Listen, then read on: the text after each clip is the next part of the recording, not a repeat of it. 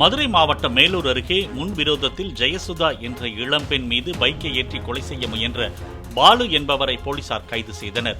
பெற்றோரை இழந்து வீட்டில் தனியாக வசித்து வருகிறார் ஜெயசுதா.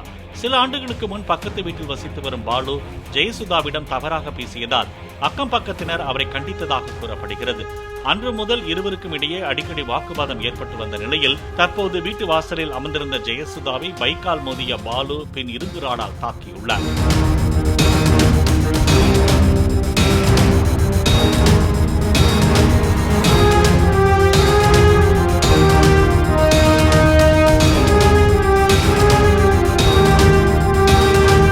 மண்டை உடைந்து படுகாயமடைந்த ஜெயசுதா அளித்த புகாரின் பேரில் பாலு கைது செய்யப்பட்டார்.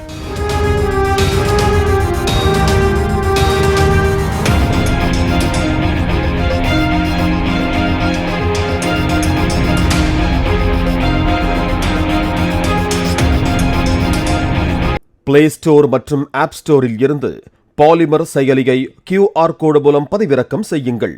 செய்திகளை உடனுக்குடன் பெறுங்கள்.